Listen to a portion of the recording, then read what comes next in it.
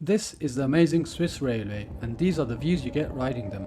After a failed journey to successfully go up Glacier 3000, we pressed on to make the most of the time we had in this amazing country. However, our next destination of Lausanne was not all that we expected it to be. We are in the city of Lausanne. Lausanne, I'm not sure how you pronounce it. So, after the failure to go up to Glacier 3000, we've got a bit of a, spare afternoon/evening. So, we've got approximately 24 hours before the flight. So, let's see what we can do in 24 hours. Now, I've just had a look to see what there is to do in Lausanne, to be honest. I have to say, there's not a huge amount. There are a few monuments, a few sightseeing. What we're going to do is we're going to head towards the promenade and see what there is there. So we've entered a park called Parc de Milan. There's a bit of a fountain here. And there's also a botanical garden here, if that interests you. There's a few routes in this park, to be honest. You might get lost, so it's best to know exactly where you're heading. This is quite a nice area, especially for families.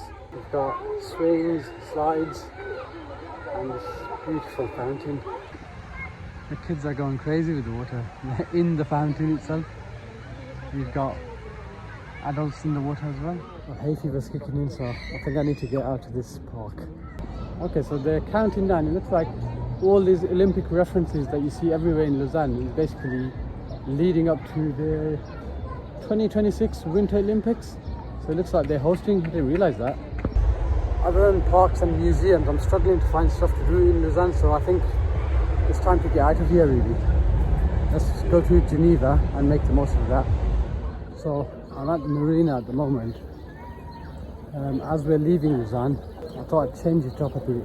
You're probably sick to death of seeing me on trains during this Switzerland trip. So I thought I'd change it up a bit and take one of their boats. So one of the advantages of using their day tickets, so I've got the day saver pass, I think it's called. Basically, it entitles you to all forms of transport. So it's like an all-in-one ticket. There you can use the bus, rail, tram and boats as well. So let's go check one of those out and take a trip from Lausanne to Geneva. Okay, looks like that boat ride didn't work out. The timings are all over the place and they don't go to where we need to. So back to catching the train. Yeah, second fail. Back to catching the train. This is the metro that they have.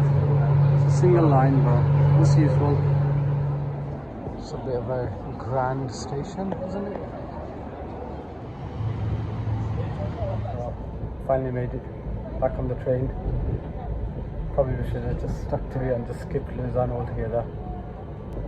So verdict on Lausanne, probably not a place I'd recommend to the typical tourist.